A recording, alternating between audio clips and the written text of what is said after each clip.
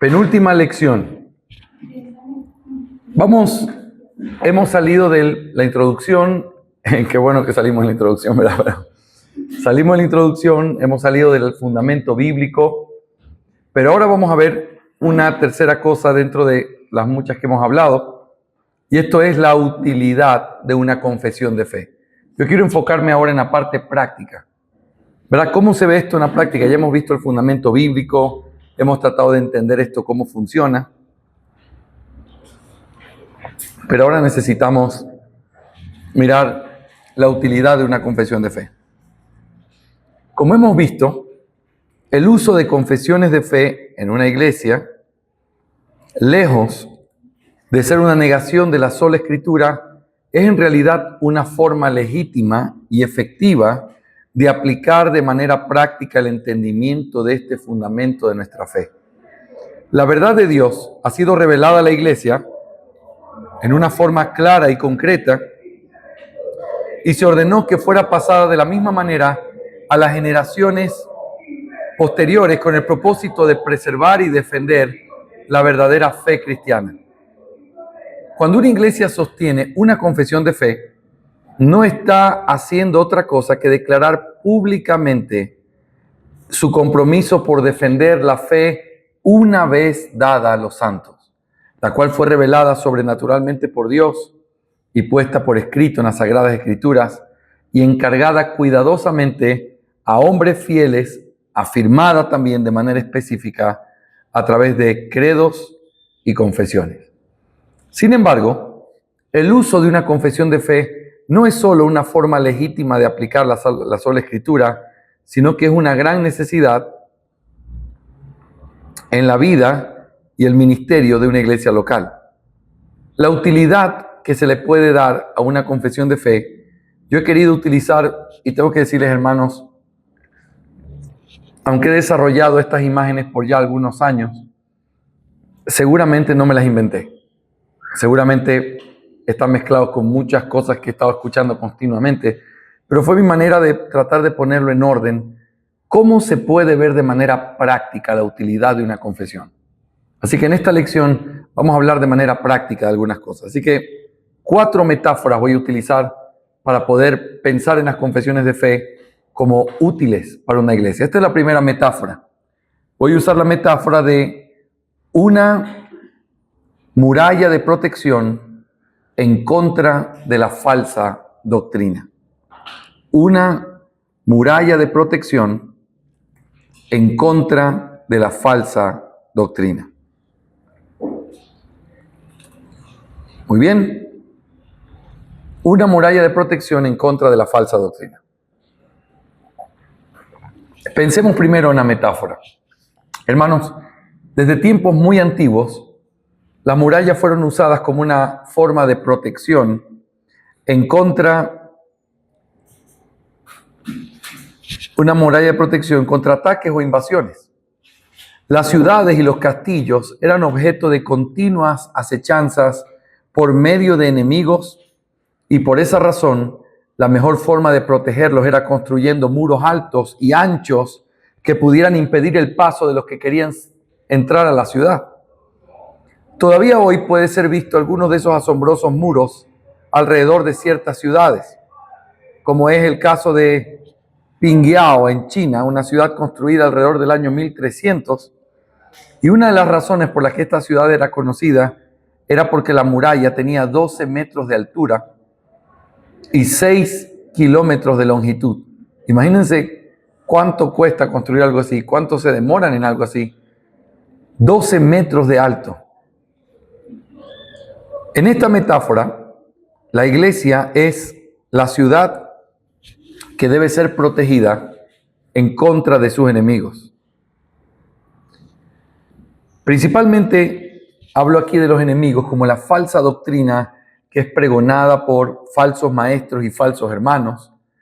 Y la confesión de fe hace la función de una muralla de protección que se levanta con firmeza contra los embates enemigos. Cuando una muralla se cierra ante visitantes indeseados, resiste sus ataques. Cuando una iglesia no tiene una confesión de fe, No tiene ninguna manera de protegerse del ingreso de sus enemigos. El Nuevo Testamento nos advierte constantemente de la amenaza que la iglesia de Cristo enfrenta de falsos maestros. Y eso es algo que no tenemos, ¿verdad?, duda al respecto. Por ejemplo, en Hechos 20. En Hechos 20, Pablo advierte a los ancianos de Éfeso sobre el peligro que se avecinaba después de su partida. ¿Se acuerdan este discurso allí en la playa, en Mileto, donde él no pudo volver a Éfeso, pero ya no los iba a ver nunca más? Y les pidió a los ancianos de Éfeso que vinieran y se reunió con ellos para poder expresarles una preocupación que tenía. Y su preocupación era, cuando yo me vaya, vendrán lobos feroces entre vosotros que no perdonarán el rebaño. Así que la exhortación que les hace es que debido a que esto era una realidad que iba a pasar, les pide que sigan cuidándose o velando de una manera diligente y con mucha precaución, pero al mismo tiempo les da una esperanza. Les dice que ellos están en las manos del Señor y que Él los entrega a la palabra que les ha sido predicada todo ese tiempo. Como diciendo, yo confío en lo que Dios hará y confío en lo que ustedes aprendieron para poder protegerse en contra de estos hombres que llegarán. Cuando uno lee ese pasaje, por cierto, es uno de los pasajes clave en el Nuevo Testamento para poder hablar del ministerio pastoral, porque aprendemos cómo Pablo era un pastor. Y aprendemos que, por ejemplo, Pablo los encomendó a la gracia porque les enseñó día y noche, porque no había dejado de enseñarles nada de lo que la palabra decía. ¿Se acuerdan ese texto? No he rehuido de enseñaros nada de todo el consejo de Dios. Él les enseñó todo el consejo.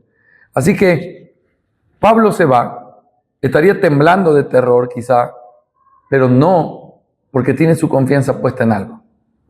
Yo confío en la palabra de Dios y en lo que ustedes han aprendido. En otras palabras, la confianza de Pablo frente a la amenaza de estos falsos maestros era el conocimiento de la verdad de Dios que estos ancianos habían aprendido de él. ¿Cuál es la defensa frente a los falsos maestros en una iglesia local? La doctrina. ¿Cómo puede una iglesia saber con claridad cuál es esa doctrina? Cuando sostiene una confesión de fe que conoce y que es enseñada constantemente. Hermanos, no sé si ustedes han tenido la experiencia, quizás algunos sí, de ver cómo iglesias que nacieron buenas se convierten en iglesias que uno casi no las puede reconocer. Iglesias que nacieron conservadoras, quizás no reformadas, no nuestra fe, pero iglesias fieles que aman al Señor, que tenían el evangelio, que predicaban. Pasan unos años, muere el pastor o viene alguien de afuera, la doctrina comienza a cambiar y poco a poco se comienza a mover de aquí, llevándola hacia acá. Y cuando tú la comparas con lo que hoy es, tú dices, no sé cómo llegamos a hacer eso. Donde hay vómito santo, risa santa, apóstoles, profetas, todas las locuras que puede haber en el día de hoy. ¿Cómo pasó eso? Hace unos años conocí a un pastor querido cerca de nuestra ciudad que me contaba con mucho dolor. Estaba pasando un momento muy triste él. Y me contó, nosotros éramos, nos vamos a decir 100 en nuestra iglesia. Y yo estaba un poco cansado por el ministerio. Y entonces llegó un hombre muy carismático, con mucho, ¿verdad?, de carisma, de muy buena gente. Y comenzó a ganarse la iglesia, a ganarse la iglesia. Y yo, como veía que era un buen hombre, le di el púlpito. Pastor, la semana pasada ese hombre terminó yéndose y se llevó más de la mitad de la iglesia y comenzó a decir cosas de nosotros. Y realmente era como, ¿cómo pasó eso? ¿Cómo puede pasar eso? Hermanos, pasa, solo la necedad nos diría, eso no nos pasa a nosotros. ¿Cómo pasa eso? ¿Cómo una iglesia puede ser arrastrada? Y no era el problema que se fue con ese hombre solamente. Eran parte de una secta que se llama Luz del Mundo, una cosa así, que él tenía encubierta la doctrina y la comenzó a sacar allí, comenzó a enamorar a algunos hermanos y se los llevó. Entonces uno dice, ¿cómo proteges contra esos hombres que le vienen a hacer daño a las ovejas? ¿Cómo proteges en contra del cambio de una doctrina en una iglesia sólida? Necesitas murallas. Si no hay murallas, no hay manera de proteger esa iglesia de ninguna acechanza, de ningún enemigo. Es muy conocida la ilustración que daba el pastor Bob Martin, que ya murió hace unos años, pero el pastor Martin decía que una iglesia sin confesión de fe es como un cuerpo con sida. Una tremenda analogía. Y uno dice, pero ¿qué significa eso? Bueno, quien tiene sida nunca muere de sida. Lo que hace el SIDA es que rompe todas las defensas internas que ese cuerpo tiene y la persona muere de una gripe. Y él decía, una confesión de fe es la protección del cuerpo que Dios nos dio. No tener una confesión de fe es lo mismo a tener una enfermedad autoinmune de destrucción de las protecciones que tienes como cuerpo. Esto es un asunto muy serio. Yo les ilustré ayer a través de estas personas que decían, el Nuevo Testamento es nuestra confesión de fe. Y terminaron siendo liberales. ¿Cómo pasan estas cosas? Estas cosas pasan porque ciertamente no se está mirando todo el peligro y toda la verdadera visión de lo que implica no tener una claridad doctrinal. Así que hay que pensar esto con mucho, profundamente, y hay que pensar con mucho cuidado. A través de la historia, mis hermanos, esta ha sido la práctica de la iglesia cristiana, tener una muralla de protección. Todos los credos históricos de la iglesia tienen un contexto de ataque de falsos maestros y de defensa a través de declaraciones que exponían el error de los adversarios de la fe.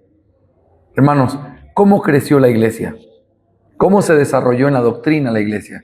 Se desarrolló a través de pelear contra los adversarios y de comenzar a clarificar lo que los adversarios usaban de manera confusa. La iglesia tenía que comenzar a proclamar su fe de una manera clara. En esa lucha, la iglesia tuvo que estar toda su historia.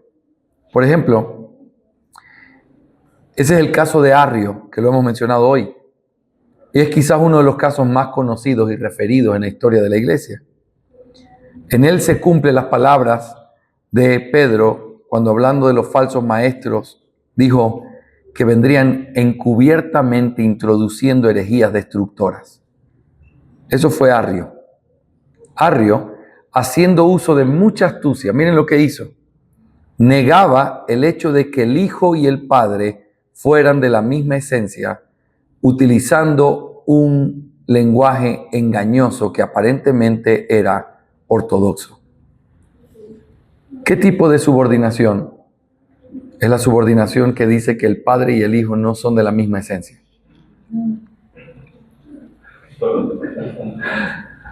Es ontológica, es subordinación esencial, es herejía. Hermanos, eso es algo que está desde siempre. Los testigos de Jehová no son los primeros que salen con eso. Realmente sale de aquí, de la historia, de todas estas cosas, y simplemente se repiten los mismos errores. Pero él comenzó a decir, el Padre y el Hijo son de sustancias diferentes. Los dos son Dios, pero son homoousios, pero no homoousios, sino homoousios. Era una letra la diferencia. Y entonces la gente lo miraba, no entendía lo que estaba diciendo, no le parecía tampoco muy raro, no suena tan mal, hasta que comenzaron a mirar todos los estragos que traía. ¿Qué significa que no son de la misma esencia, sino de una esencia parecida? El Padre y el Hijo son homoousios, de una esencia parecida. No, ellos tuvieron que afirmar y decir no, son homoousios, de la misma esencia. Es una letra, pero las connotaciones teológicas son inmensas. Ahora, lo que hizo Arrio es que comenzó a engañar por este tipo de lenguaje. Era tal su engaño que causó una división inmensa en la iglesia, al punto de que muchos comenzaron a abrazar su enseñanza. Muchos se hicieron arrianos. Todo esto, ante la mirada perpleja de hombres que veían lo que él decía, sospechaban que algo estaba mal, pero no sabían qué era. Qué terrible es eso, ¿sí o no?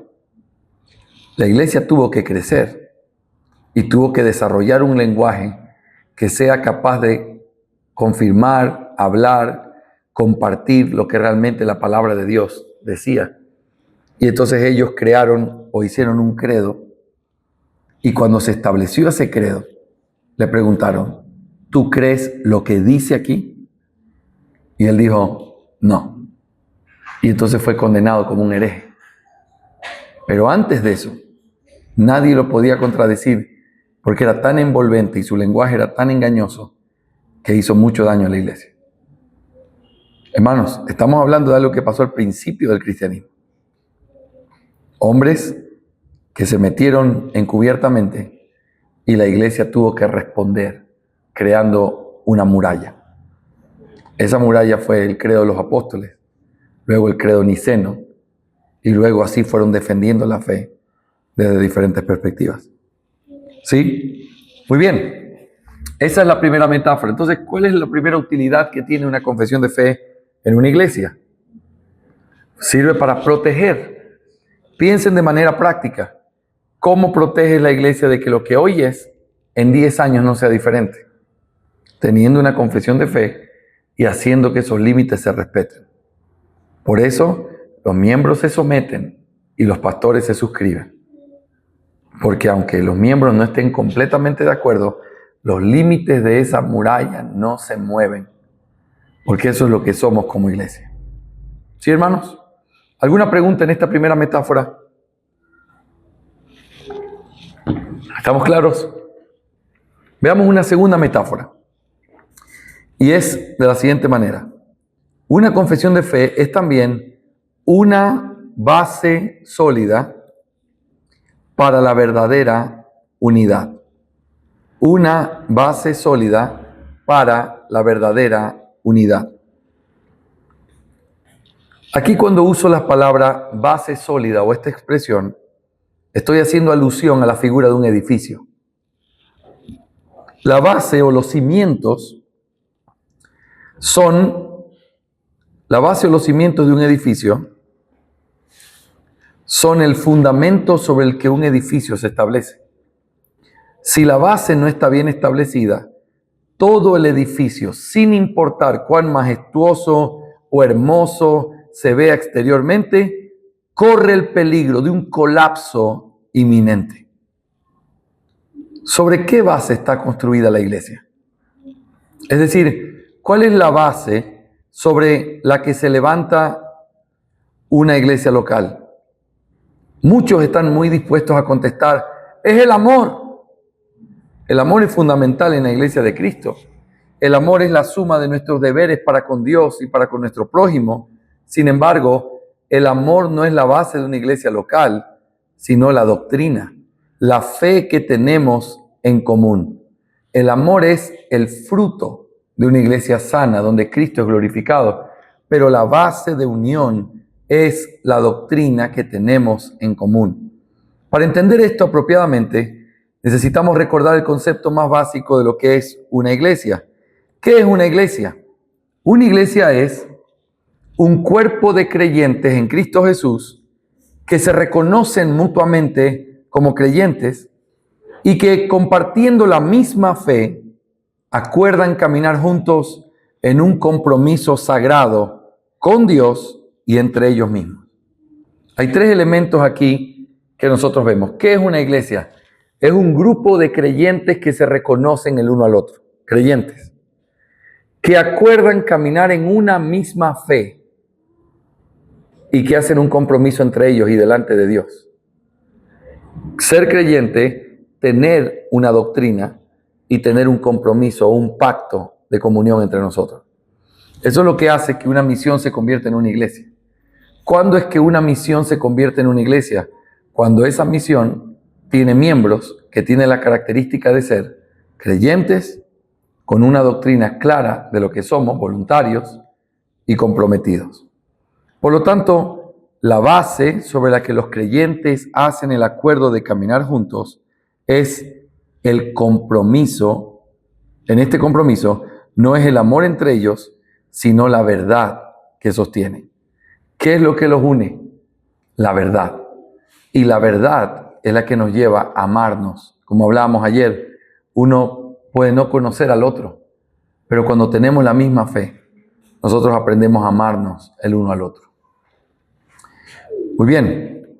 Cuando una iglesia está basada en las relaciones o el amor entre los miembros, el pecado remanente de los creyentes hace que ese cimiento sea débil.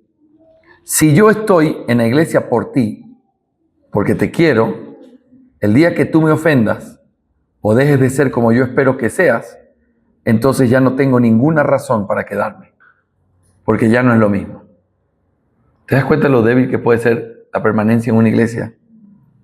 Pero si la razón por la cual estoy en la iglesia es porque creo que la verdad que predicamos es la verdad de Dios, el día que me ofendas o yo te ofenda, tenemos la responsabilidad de arreglar nuestra relación, porque la verdad que predicamos es más importante que nosotros mismos. Amén. Hay que arreglarnos. ¿Y sabes por qué tenemos que arreglarnos? Porque la verdad que tenemos es lo más importante que tenemos. Y no podemos traer blasfemias al nombre de Cristo por asuntos personales, por asuntos no arreglados. La fe es la verdadera base de esa comunión. La implicación directa de esta verdad es que no es posible construir una membresía en una iglesia sin tener claro cuál es ese acuerdo doctrinal entre ellos.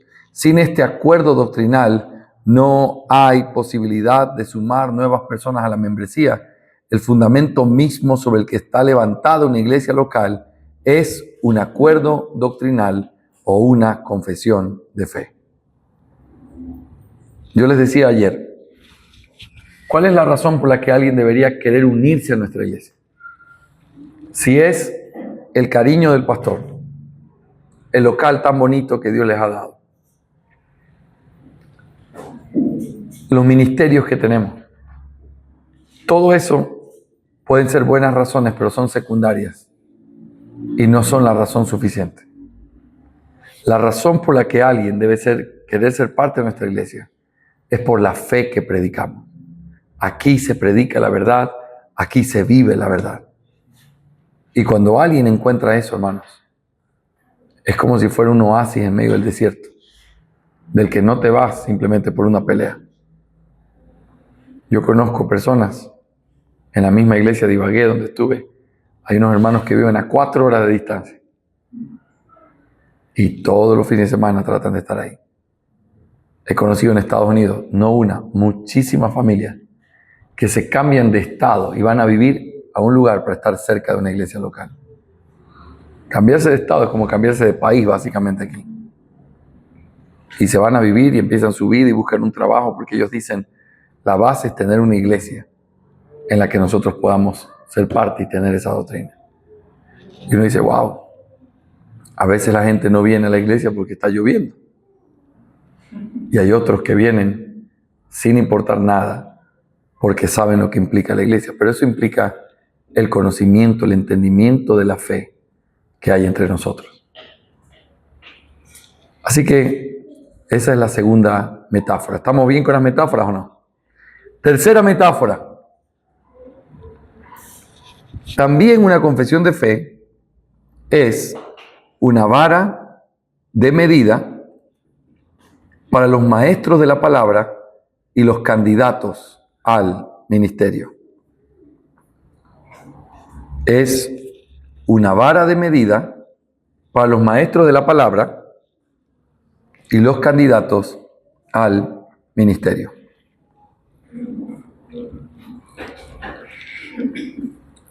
Muy bien. Las confesiones de fe también pueden ser comparadas con una vara de medida. El razonamiento y la lógica son maravillosos reflejos de la imagen de Dios en el hombre. Desde el principio, el hombre ha buscado, a través de la luz de la naturaleza, hacer las cosas de una manera ordenada y lógica. Las medidas y los pesos han sido objeto de su interés, del interés del hombre, y han sido desarrollados con los años con el propósito de calcular y ordenar las cosas que están en sus manos. Por ejemplo, utilizando la longitud de la mano o del brazo, hasta los cálculos más complejos, el hombre ha diseñado diferentes sistemas de medidas o de unidad de medidas basado en la necesidad que tiene. Por ejemplo, en 1947, Ecuador adoptó oficialmente el Sistema Internacional de Unidades.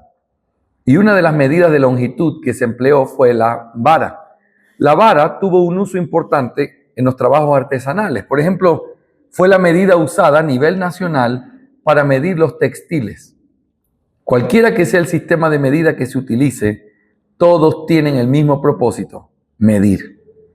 Medir es hacer una comparación de una cosa con respecto a otra que se toma como estándar o unidad de medida. Yo pongo esto aquí y digo, a ver, vamos a medirlo, y lo comparo con esto que es el estándar. Esto es una vara, para esto sirve el medir. La confesión de fe, estas unidades de medida hacen que la comparación sea homogénea y los hombres puedan hablar sobre aspectos iguales. Eso es lo que hacen las varas. La confesión de fe es como una vara que sirve para comparar la enseñanza dentro de la iglesia. Debido a que una confesión de fe no es otra cosa que la expresión concreta de la verdad revelada en la palabra de Dios, entonces la confesión de fe se convierte en la medida de unidad o el estándar que juzga si algo es conforme a la Escritura o no. Uno de los errores muy graves en la vida de la iglesia local es la superficialidad con la que la iglesia mide a los candidatos al ministerio y a los maestros de la palabra. ¿Cómo se hace para medir a alguien que pueda ser nuestro pastor? Bueno, ese hombre sabe hablar bien, es un hombre que se lo ve fiel, es un hombre que se lleva bien con todos, se expresa. Entonces yo lo considero que él debería ser nuestro pastor. Cuando se piensa de esta manera, hay tantos problemas y tantos errores que hay en las iglesias locales por causa de una forma superficial donde no se evalúa correctamente a las personas que deben ser ministros en esa iglesia.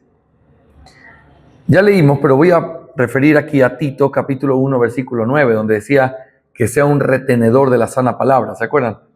En Tito 1:9, al referirse a las cualidades de aquellos hombres que debían ser puestos como pastores en las iglesias, Pablo le dice a Tito que el que quiera ocupar el ministerio pastoral debe tener un fuerte apego a la palabra fiel. Fuerte apego es como se traduce la idea de alguien que se aferra, que es un retenedor de la sana palabra.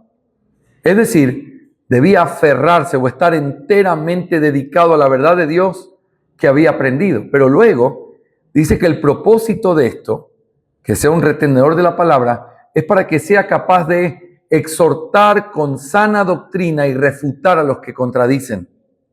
Las implicaciones de estas frases, conforme a la enseñanza y también sana doctrina que aparecen en este texto, es que, en primer lugar, este hombre debía haber sido enseñado en la palabra, porque dice que sea un retenedor de la sana doctrina como ha sido enseñado. Entonces, lo primero que es obvio debe ser alguien que ha sido enseñado en la palabra.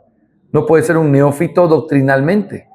Tiene que ser un hombre entrenado en la palabra. Pero en segundo lugar, que la enseñanza que había recibido era una concreta y definida. Es decir, lo que él recibió y lo que él tenía que ser comparado para ver si lo estaba reteniendo era algo concreto. Era como si hubiera una medida exacta que se le dio y con la que luego se lo tiene que medir. Es como si fuera una especie de examen en un colegio o una universidad. Te enseñan la materia y luego tienes que venir a rendir el examen. Y el examen lo tienes que rendir basado en lo que se te enseñó. Eso es lo que básicamente es aquí el intercambio. Tiene que ser un retenedor de la sana palabra que ha sido enseñada, que le fue dada a él. ¿Cómo deberían ser medidos los candidatos al ministerio por parte de Tito? En base o con base a una vara de medir concreta, y eso es la enseñanza que habían recibido, es decir, la sana doctrina. La misma observación podemos hacer con respecto a los maestros de una iglesia. Pablo le dice a Timoteo, si alguno enseña una doctrina diferente y no se conforma a las sanas palabras a las de nuestro Señor Jesús y a la doctrina que es conforme a la piedad, está envanecido y nada entiende, sino que tiene un interés morboso en discusiones y contiendas de palabras, de las cuales nacen envidias, pleitos, blasfemias y malas sospechas. Primero de Timoteo 6, 3 y 4.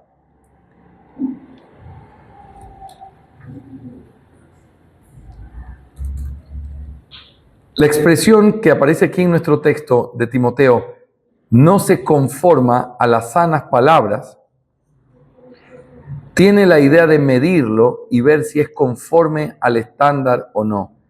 El estándar son las palabras de nuestro Señor Jesucristo y la doctrina que es conforme a la piedad. Otra vez, el estándar es algo concreto que tiene la capacidad de medir, de juzgar si algo da con la medida o no. ¿De cuántas cosas serían libradas las iglesias si utilizaran una vara para medir a aquellos hombres que estarán detrás de sus púlpitos?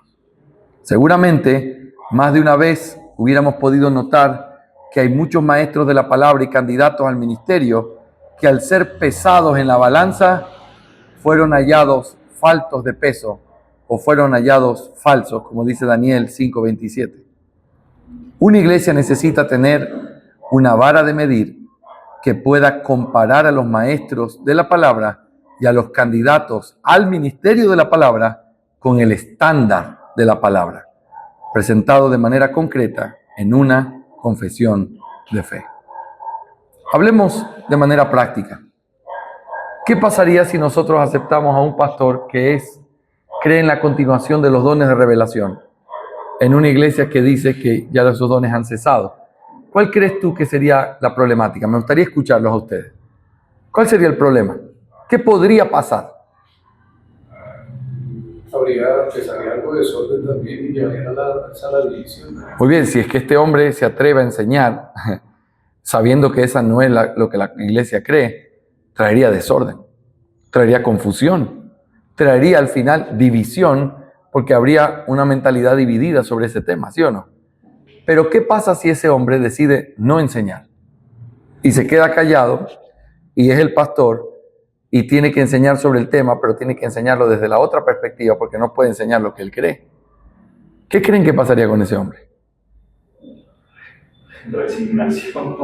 Pero les voy a decir una cosa, le dañaríamos su conciencia, porque pararte a hablar algo que tú no crees que es verdad es convertirlo en un hipócrita, ¿sí o no?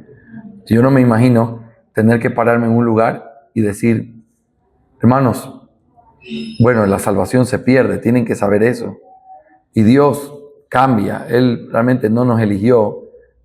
Yo no me imagino diciendo eso y viviendo en paz. En esa voz estentoria de discusión la apreciación de Sería muy complicado tener que enseñar algo en contra de tu propia conciencia. Entonces al final solo hay dos opciones. O le haces daño a la iglesia o le haces daño a ese hombre. Y ninguna de las dos es aceptable. He tenido la oportunidad de conocer iglesias amadísimas donde sus pastores tienen diferencias doctrinales. ¿Qué haces? Estás en un conflicto. Ahora, no estoy diciendo que en todo se tiene que pensar igual. Mi pastor Taylor y yo, él es más santo y sabio que yo. Así que yo cuando tengo duda le pregunto a él. Pero estoy seguro que no en todo pensamos igual. Hay cosas que pudiéramos mirar y decir en esto pensamos diferente. Hay temita. Les aseguro que nada en la confesión de fe. Pero de hecho, uno puede tener ciertas diferencias, pero cuando tienes un acuerdo doctrinal y no estás de acuerdo en el acuerdo doctrinal, ahí es donde tienes conflicto. Entonces, ¿por qué es tan importante esto? Porque, hermanos, al final hay consecuencias prácticas de todos los lados. Hay daño, sí o sí. O a un hombre en su conciencia, o a una iglesia en su unidad. Yo soy de este pastor, a mí me gusta llamarlo a fulano, y de pronto vemos que ya se hacen dos grupos de oración. El uno acá con el que cree esto y el otro con el que cree lo otro. Es que yo me identifico más con este. ¿Qué creen ustedes que va a pasar ahí? En un momento triste, antes de decir, hermanos, vamos a tener que separarnos. No podemos seguir en el mismo lugar. Y eso no es la voluntad de Dios para una iglesia. Es legítimo empezar una iglesia porque tienes una doctrina diferente a otra iglesia, ¿verdad? Y decir, me voy en paz. Pero que una iglesia se parte en la mitad porque los líderes pensaban diferente, no es legítimo, porque es desorden. Así que esto es bien importante. Cuarta y última metáfora. Una senda segura que da un sentido de continuidad. Una senda segura que da un sentido de continuidad histórica. Muy bien. La última metáfora es la de una senda segura. Y el concepto de esta metáfora es lo que tiene que ver con tradición.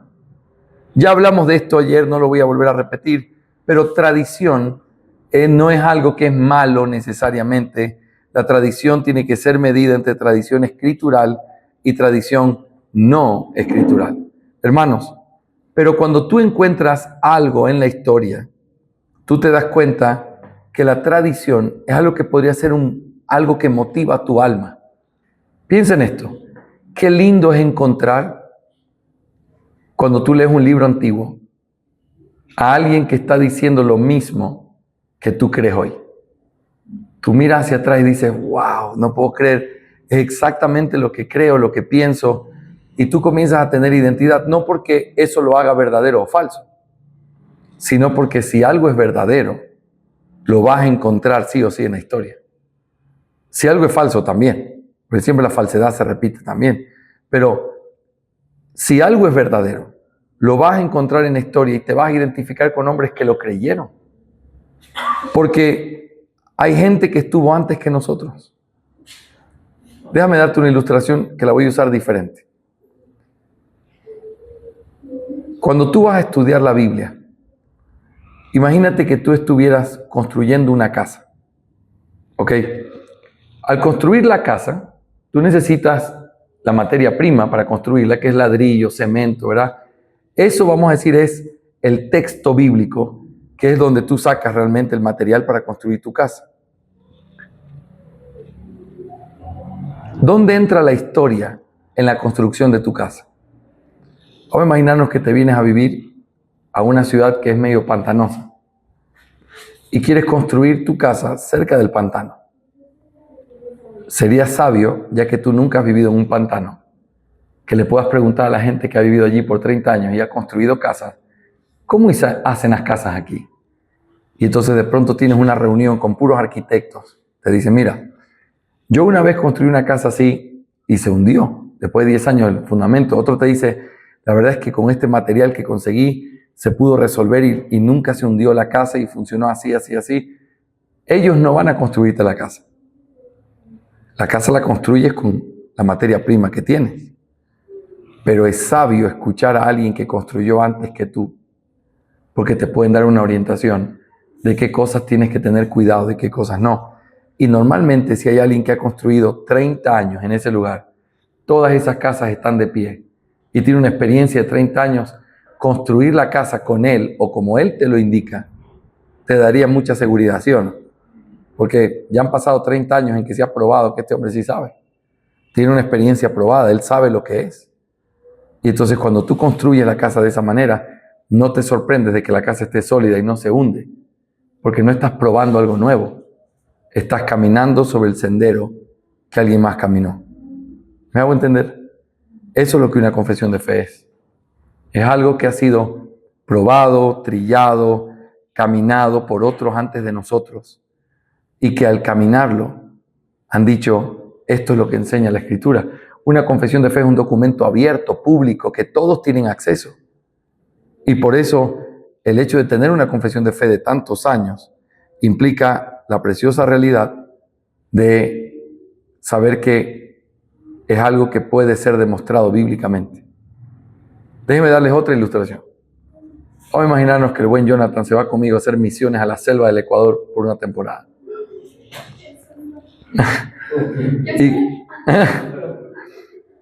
Y cuando estamos ahí, le digo, Jonathan, mira, me han dicho que aquí a 5 horas hay una comunidad que vive allí en medio del campo. Y entonces Jonathan me dice, qué bueno, pastor, y de hecho veo aquí que hay un camino de piedra que lleva a la comunidad. Y le digo, sí, gente ha ido y regresado a la comunidad por ahí por 50 años. Pero tú y yo no lo vamos a hacer así. ¿Tienes o no tienes la capacidad de que busquemos este camino para llegar por nuestros propios medios? Claro, pastor, y los dos sacamos un machete. Imagínense ahí, con sombrero colombiano y machete en la mano. Y nos vamos en medio del campo. Le voy a decir una cosa. Existe la posibilidad de que lleguemos algún día. Pero existe la posibilidad de que nunca lleguemos. Es lo más probable en medio de la selva, en medio de toda la lucha, los conflictos que hay allí. Imagínense lo que hacen los hombres que simplemente dicen, ese camino ha estado ahí por 50 años, pero yo voy a hacer mi propia confesión de fe porque nosotros tenemos el Espíritu Santo, somos capaces, ¿o no? Sí, entonces vamos a hacerlo. Y se lanzan en cosas donde, después de lanzarse en eso, comienzan a decir, bueno, en esto estábamos equivocados. Y le das la razón al camino. En esto también estábamos equivocados. Y uno pregunta después de la quinta equivocación, ¿no era más fácil ir por allá? ¿No era más fácil caminar lo que otros ya caminaron? ¿Cuál es el problema si el hecho de que caminaron por allí no es un camino misterioso, los lleva y los trae? ¿Por qué si hay confesiones de fe escritas, los hombres se empecinan en hacer sus confesiones de fe, sabiendo que corren el peligro de llegar después de mucho tiempo o de nunca llegar a donde tienen que ir? ¿Me hago entender? Mi hermano querido. Justamente, pastor, se está contando la historia que nos aconteció a nosotros. Estábamos en Valladolid, si han escuchado, es un lugar fronterizo con Panamá. Y teníamos el trabajo de ir a una comunidad indígena y había que meternos por cierto lugar y llegar 6 horas después. Y mi hermano muy guapo nos dijo, no, acabamos de que ya llegamos. Y nos fuimos, maletas y cocos y pan y bueno, lo que ellos luchan de todo, y la Biblia y tratados bíblicos, y nos fuimos. Nos perdimos casi 10 horas.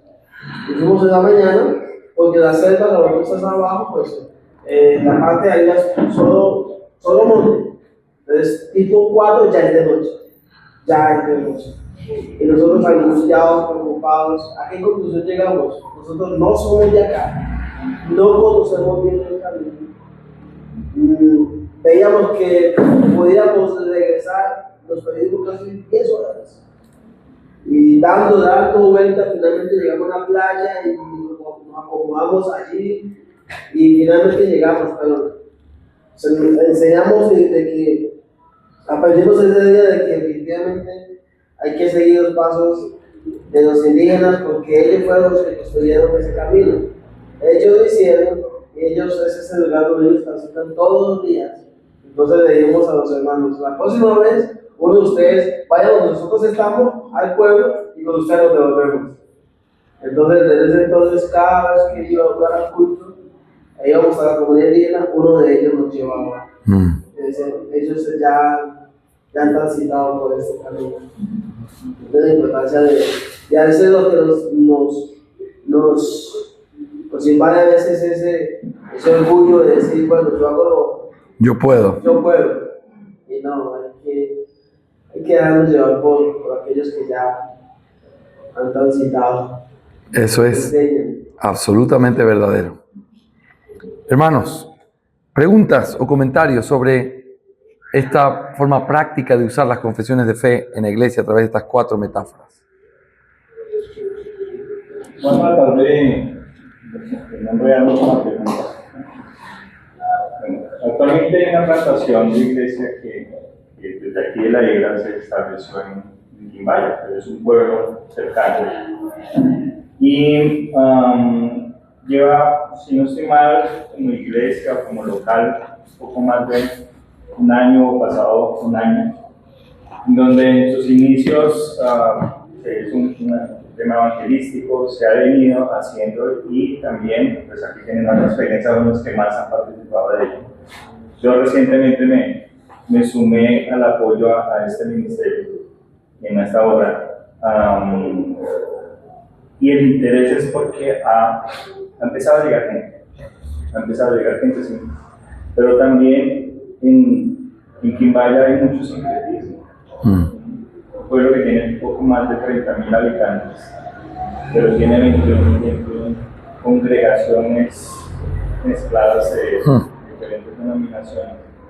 Pero tener una iglesia en un sentido pues, bíblica y ahorita en el proyecto lo que se quiere establecer es una iglesia confesional en la que estamos trabajando. Ahora, una parte es el sincretismo y otra parte es la vulnerabilidad de las personas que están allí, personas que no saben creer, personas que han tenido experiencias o malas experiencias con otras denominaciones donde han sufrido maltrato, abusos. Y ahorita lo que hemos experimentado es que este tipo de personas son las que están llegando a la iglesia. ¿Sí? Y las personas que han sufrido abusos son de denominaciones pentecostales. Y vienen con esa carga, pero también con ese pensamiento. Ahora, para no extenderme con ello, el punto es ¿qué nos aconseja? Ahí va el tema.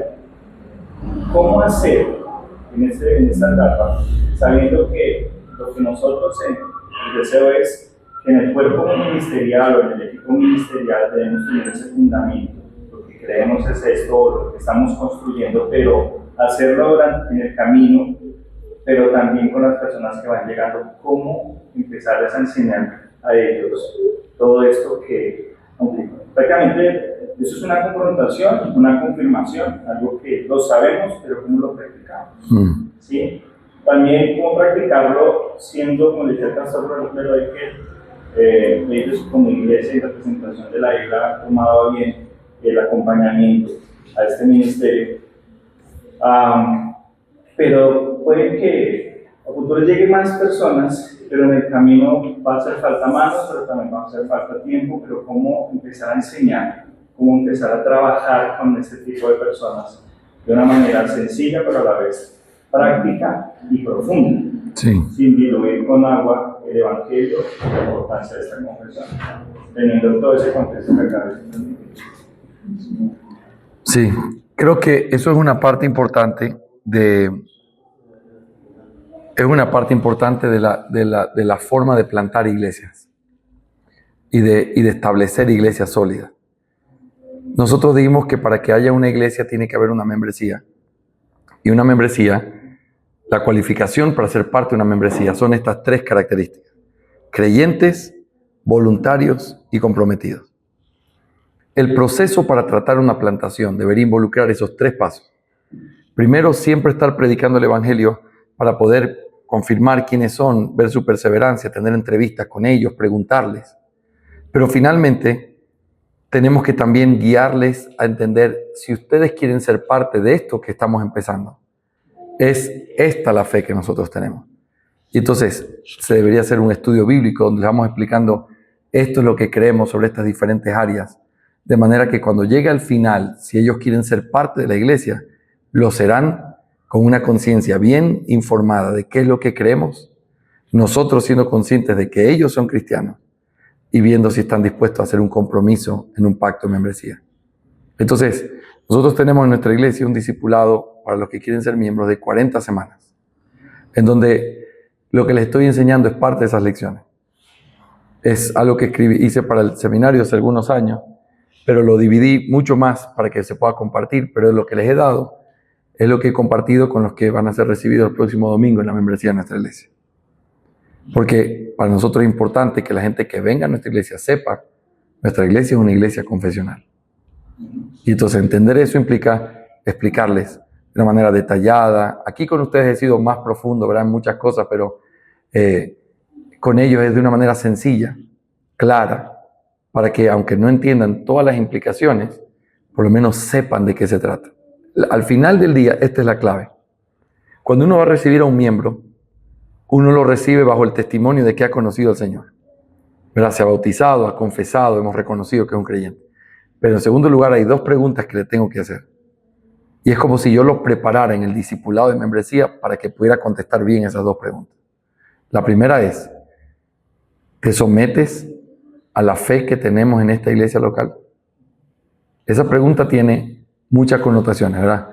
Esa pregunta significa que tuve que habérselo enseñado, que tenemos que tener una fe claramente establecida y que Él va a tener las herramientas para poder decir sí o no después de ser enseñado. La meta es que diga que sí, pero convencido por la Escritura. Y en segundo lugar, la segunda pregunta es, ¿estás dispuesto a hacer este pacto de membresía con nosotros? Y otra vez, eso implica que tenemos un pacto de membresía, que se lo hemos enseñado y que él ahora es consciente, con una limpia conciencia, de decir sí o decir no puedo. Entonces, ese proceso es el que le da la claridad de cómo se establece una iglesia basada no solo en estamos aquí, perseveramos, nos reunimos, sino estamos aquí, entendemos que esta es nuestra fe y nosotros vamos en esa dirección. Y previo a ello, ¿hay algún estudio que ustedes hagan para nuevos creyentes que los sumerjan previo al curso de membresía de las 40 semanas? Como que todo eso son los elementos que se pueden reunir a modo de consejo para poder implementar. Correcto. El discipulado que hacemos es, nosotros usamos mucho el glorioso Evangelio de Paul Washer, que es el libro tercero de Hard Cry. Lo usamos porque es muy tipo discipulado. Te sientas, tiene un libro, te vamos llenando eso, y con ellos lo vamos haciendo como tipo participativo.